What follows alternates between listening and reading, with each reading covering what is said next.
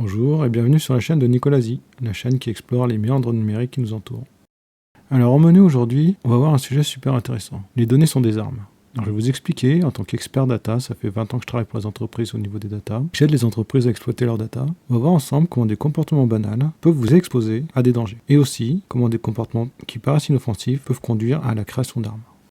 Je vais vous expliquer le cas de Pokémon Go. C'est un sujet qui vient de sortir cette semaine, et j'avoue, je ne l'avais pas vu venir. Alors Pokémon Go, pour ceux qui ne savent pas, c'est un jeu en réalité augmentée qui vous demandait d'aller photographier des Pokémon virtuels au milieu de la vraie vie. Alors au début, ça a créé quelques polémiques parce qu'il y a des gens qui voulaient photographier des Pokémon qui étaient dans des endroits très sécurisés, comme des centrales nucléaires et autres. Ça a posé des questions, mais pourquoi quelqu'un prend des photos à cet endroit-là? Donc au début, ça a été un petit peu chaotique, mais dans l'ensemble, c'est un jeu complètement inoffensif où des gens prenaient des photos de la vie de tous les jours avec des Pokémon à l'intérieur. Et comme le slogan le dit, attrapez-les tous. Alors, il s'est avéré que la société qui gérait ce jeu a vendu ses photos à une société d'armes. Oui, une société d'armes. Alors qu'est-ce que cette société d'armes pouvait en faire? Eh bien, c'est tout simple si on réfléchit un petit peu. C'est pour aider ces drones à être autonomes. C'est pour guider des drones sans GPS. Grâce à toutes les photos que des millions de joueurs ou des milliers de joueurs ont pris dans le monde, ils ont une base de données qui est colossale et il y a des points remarquables, comme des immeubles, qui sont pas prêts de changer, qui sont pas prêts de bouger. Et grâce à cela, le drone en regardant autour de lui peut se localiser de manière très précise. Parce que chaque photo qui était prise lors du jeu Pokémon Go avait ses coordonnées GPS attachées à chaque photo. Et grâce à tous ces stocks de photos et l'aide involontaire de personnes,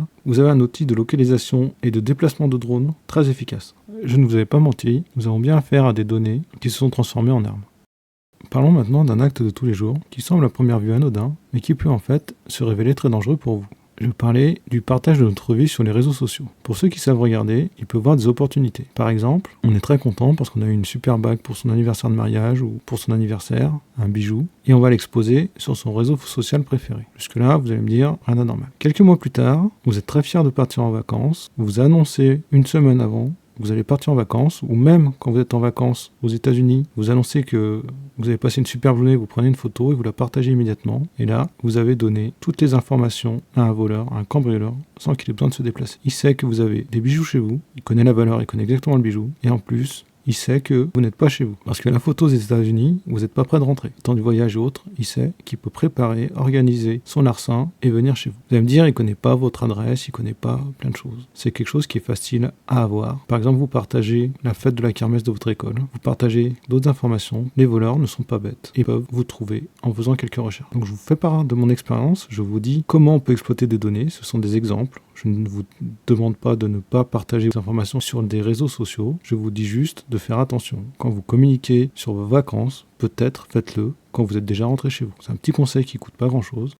Passons à un autre cas, votre navigation internet et les cookies qui s'enregistrent sur votre ordinateur. En fait, les entreprises s'organisent entre elles et peuvent analyser quel site vous avez visité auparavant. Ça a l'air de rien, mais pour quelques entreprises, ces informations sont une mine d'or. Par exemple, pour les entreprises qui vendent des billets d'avion, ils vont analyser vos recherches internet et les pages que vous avez visitées. Au début, la première fois que vous allez aller sur leur site, le billet d'avion va être pas cher. Ils savent que généralement vous n'achetez pas un billet d'avion. Bon, il y en a qui le font, mais que la plupart des personnes n'achètent pas un billet d'avion sur un coup de tête. Ils vont d'abord se renseigner sur les prix avant d'organiser leurs vacances. Et si après ça, ils voient que vous avez visité des pages sur des hôtels qui sont dans cette région, ils vont analyser votre historique de navigation et quand vous allez retourner sur la page pour acheter le billet d'avion, celui-ci a grimpé de 20%. Et plus vous revenez sur la page, plus le billet d'avion monte. C'est une pratique connue, mais si, par exemple, vous videz le cache de votre historique ou que vous créez une navigation privée et que vous allez sur ce site, vous allez voir que le prix du billet d'avion peut baisser. Alors dans certains cas, ils enregistrent votre adresse IP, donc cette manip ne va pas fonctionner, mais il suffit de prendre un VPN et vous allez voir que le prix du billet d'avion peut baisser.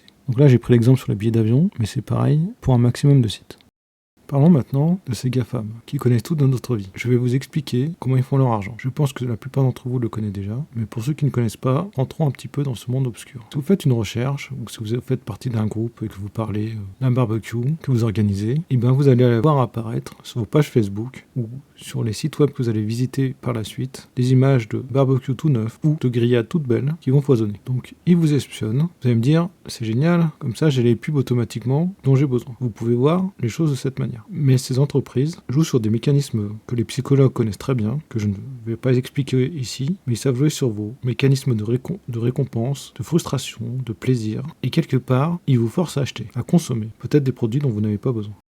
Un autre sujet qui me tient plus à cœur, parce que pour moi c'est une arme en puissance. Ce n'est pas le cas aujourd'hui, mais ça risque de l'être dans quelques années, et je préfère vous prévenir. Je vais parler des agents IA génériques, pas de tous les agents IA, pas de toute l'IA. Des agents, ChatGPT, Copilot, Gemini, essayent de nous vendre. Pas de ceux qui génèrent des images, pas de ceux qui génèrent de la vidéo, des sons, non. Je parle de ces agents génériques qui vont réfléchir à notre place. Déjà premier scandale, c'est exactement comme pour Pokémon Go, et là c'est encore pire, parce qu'on n'a signé aucun contrat avec eux, et elles pillent les données d'Internet, sans rien demander à personne, sans contrepartie, et elles vont créer leurs IA avec nos données, sans rien payer. Et elles vont nous faire payer ces IA après. Donc ça, pour moi, déjà, c'est le premier problème. Le deuxième problème, il y a des risques forts que ces IA ne soient pas spécialement très rentables, et donc, il y a des gens qui viennent dire, bon ben moi, je vais financer vos IA, par contre, vous allez orienter certaines réponses pour aller dans mon sens. Et là, je ne parle pas de cas catastrophe, je vous parle de réalité financière. C'est ce qui est en train de se produire sur tous les produits qui étaient gratuits il y a 10 ans, de plus en plus deviennent payants, vous proposent des options payantes, ou vous bride pour vous forcer à prendre l'option payante. Donc ça se produit déjà sur ces outils-là, et sur les IA, qui coûtent extrêmement cher. Je suis persuadé qu'il y a des gens qui vont s'en servir pour essayer d'orienter votre façon de penser.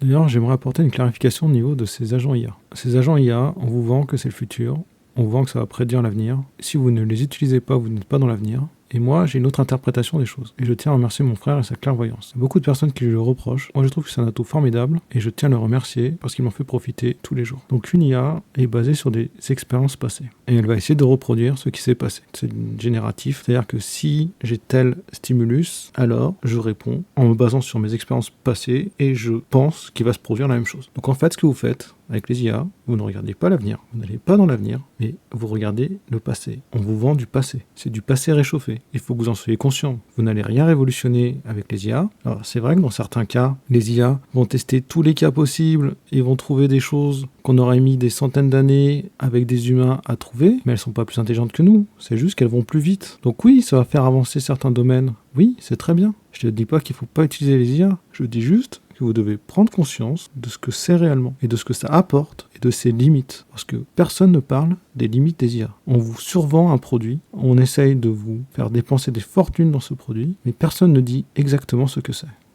Moi, je prédis que si on surutilise ces IA, on aura une stagnation, on va arrêter de progresser dans beaucoup de domaines. Il n'y aura plus jamais aucun progrès de rupture. Et si on regarde, c'est bien les progrès de rupture qui ont fait le plus avancer les choses. Et je peux prendre Pasteur comme exemple pour les vaccins.